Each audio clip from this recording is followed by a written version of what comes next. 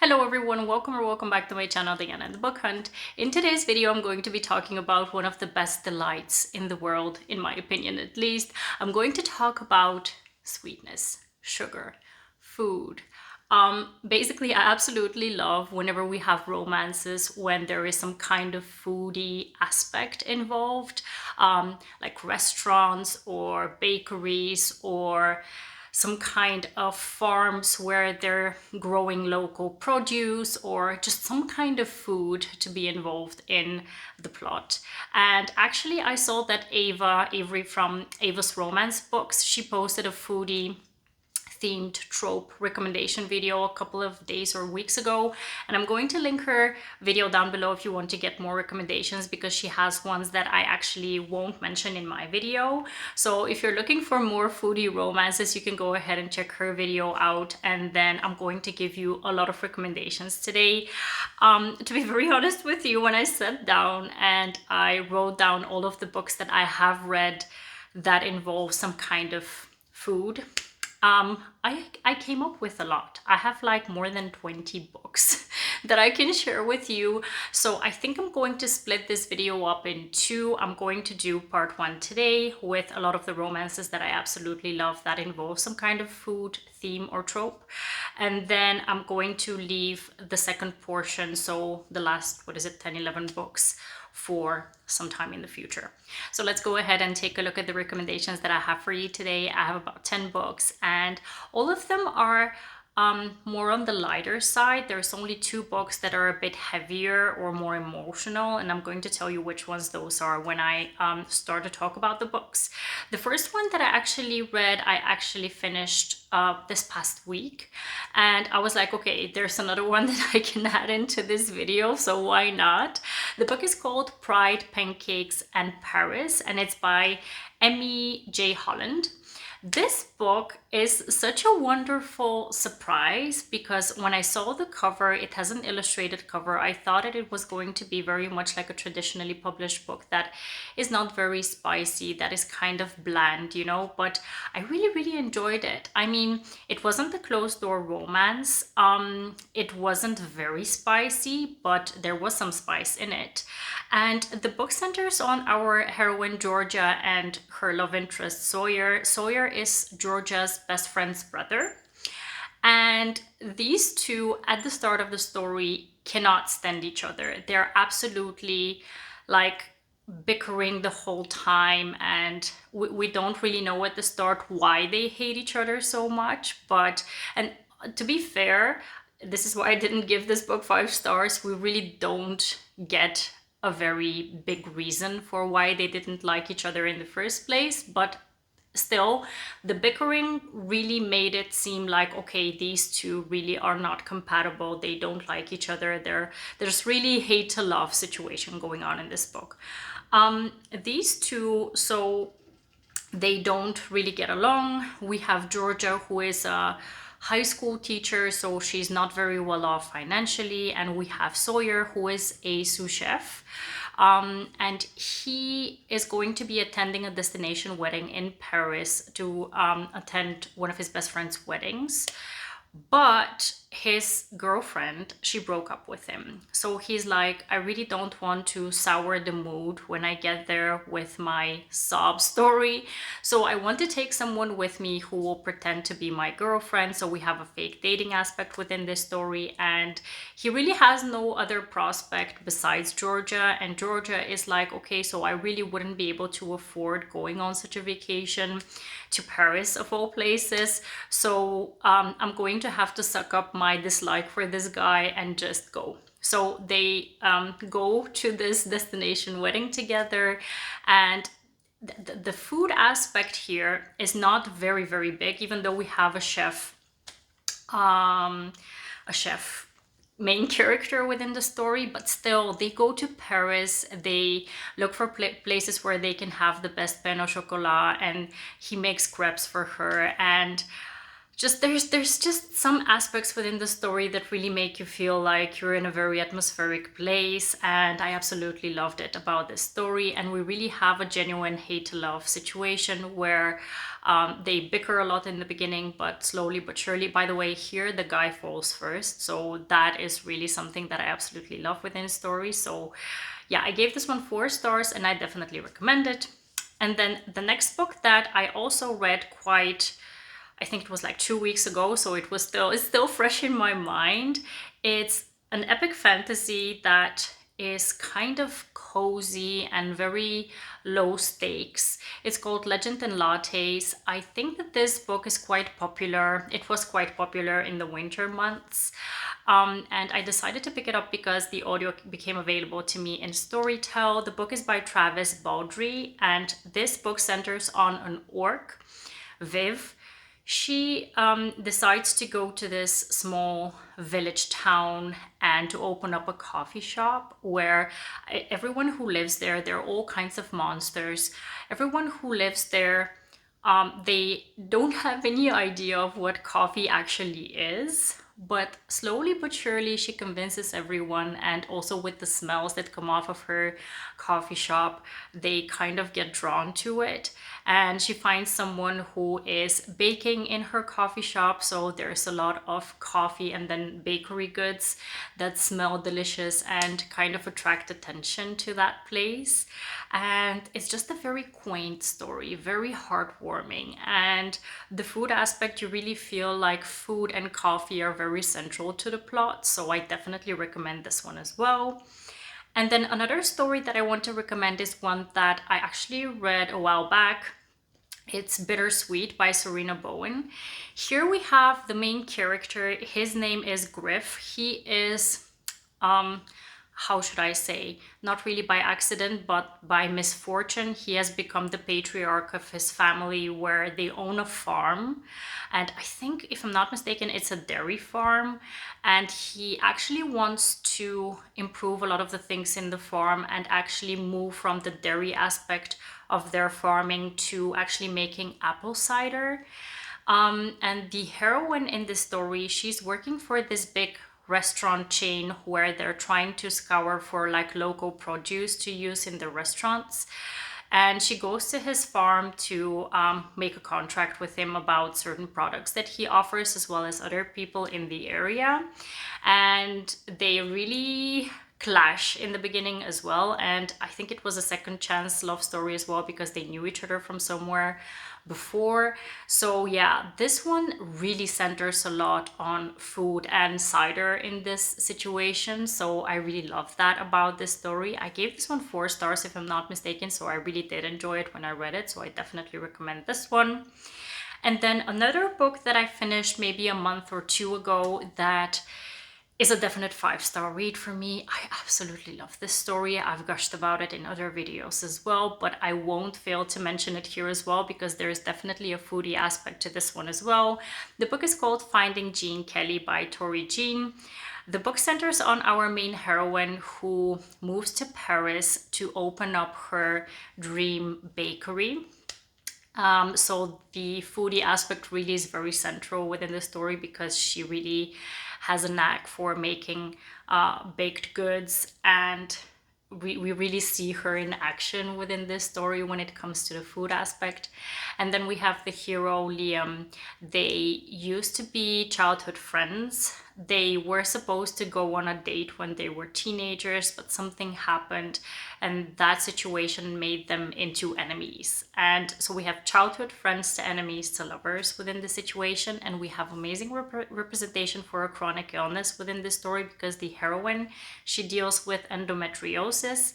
So there's just so much goodness within this story, but really her living in Paris, wanting to open up a bakery and really focusing her attention on all the amazing baked goods that you can imagine is just absolutely amazing. And they also, she, if I'm not mistaken, she actually has also like a food blog where she is mentioning all the places that she absolutely loves to visit in Paris. And the guy that is in love with her, Liam, he actually reads her her blog and goes to those places, and that's where they meet by chance a couple of times, where she goes to a place that she loves to visit and he's there because of her recommendation on her blog, and that's just absolutely amazing. So yeah, this book I recommend with both hands. It's absolutely amazing. And then the next one is one that I also read maybe 2 months ago. So these were more recent reads of mine. And this one was really cute. I mean, the cover is really cute and the premise is really cute as well. The book is called Make a Scene by Mimi Grace. And here in this story, we have fake dating as a trope as well. Our main heroine, what was her name? I have it written down here somewhere. Retta. Retta, she owns also like a bakery coffee shop. And next door, there is a newly opened gym. And the gym, the people who work there have started using the parking spaces in front of the bakery. And Retta really has kind of claimed those parking spaces for herself.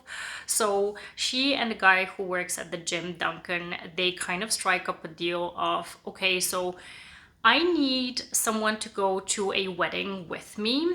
And the situation with the wedding is Retta's cousin is marrying her ex-boyfriend. So she really needs to have someone to pretend to be her boyfriend, because she doesn't want to be like the pity person within the scenario.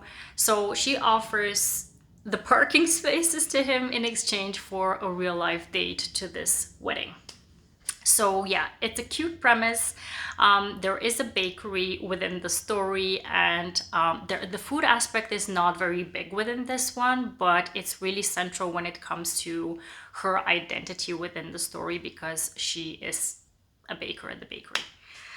And then the next one is also a recent read of mine. Surprise, surprise. The book is called Heatwave by Karina Halle. This book is one of the more emotional ones, where we have the hero and heroine dealing with grief, because the hero used to be married to the heroine's sister. The hero's name is Logan, her name is Veronica, if I'm not mistaken, and they start to work together because the hero, Logan, he is running a hotel.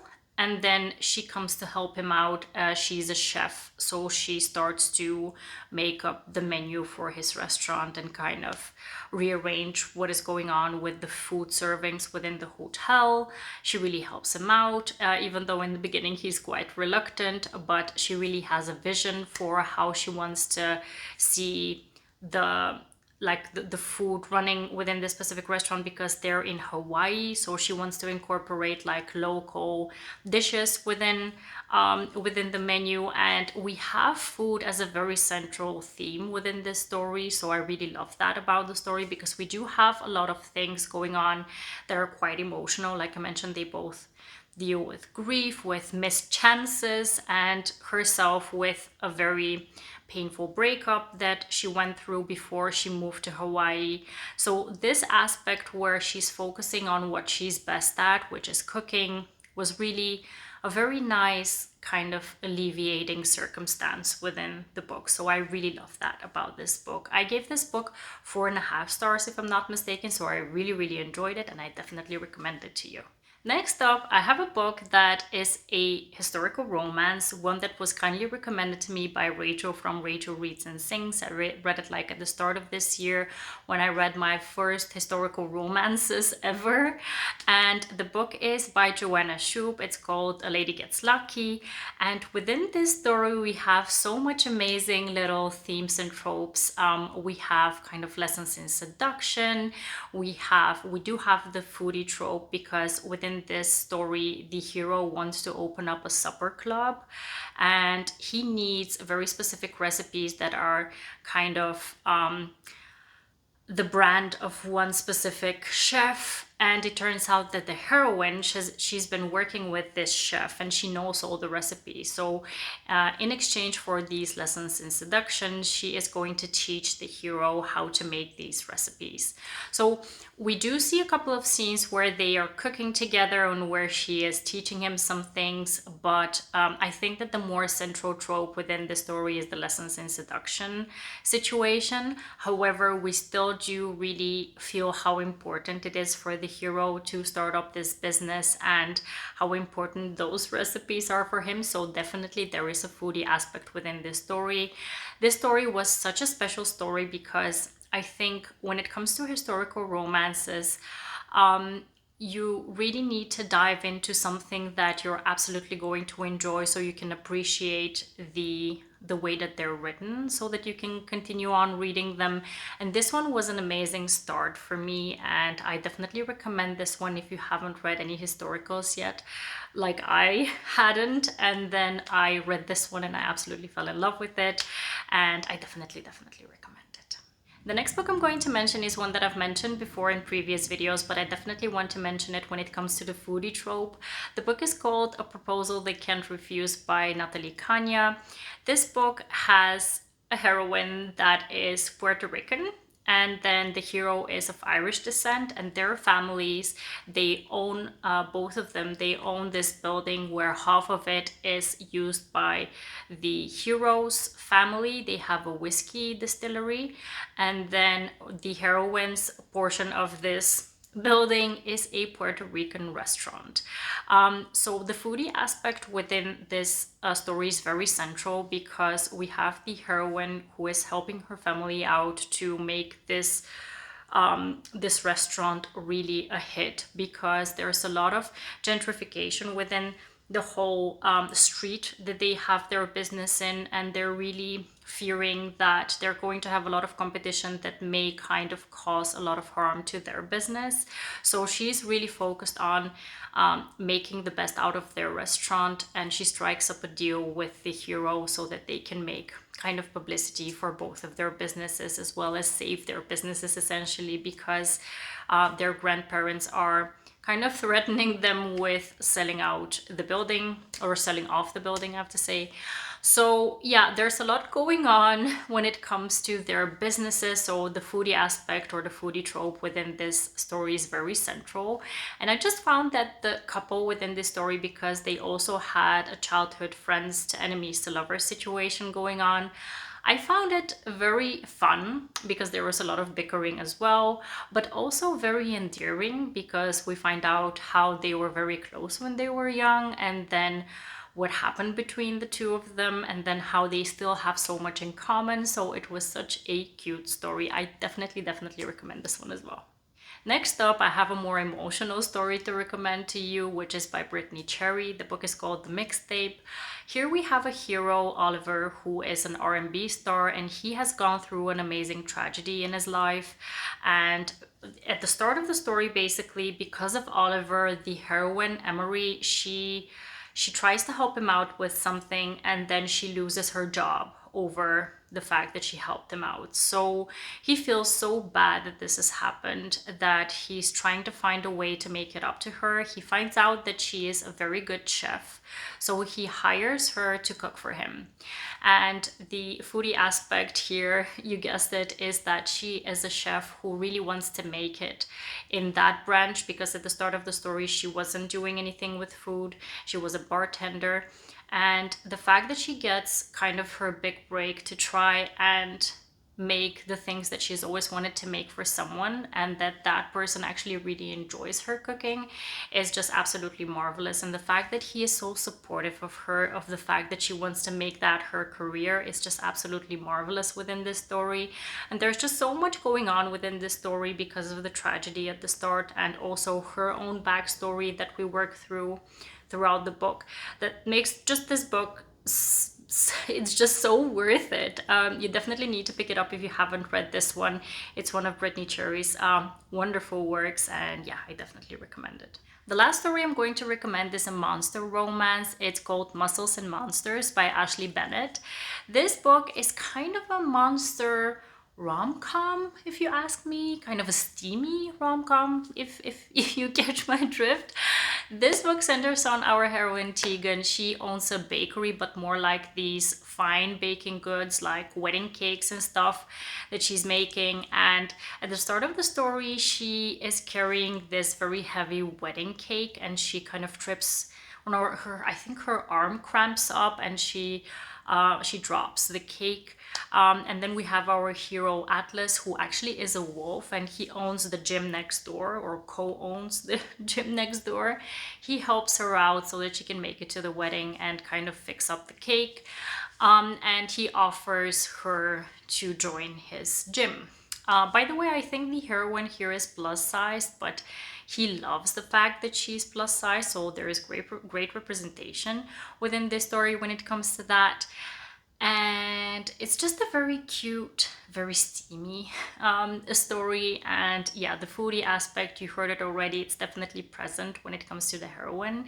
And he loves the fact that she is baking, although he's kind of wary of eating a lot of sugary things because he has some self-image issues because of his past. But yeah, it was definitely a fun story. I gave this one 4 stars and I definitely recommend it. Now, these were all the books that I want to recommend for part 1 of my foodie trope recommendation video, because I have a lot more that I can share with you in the future.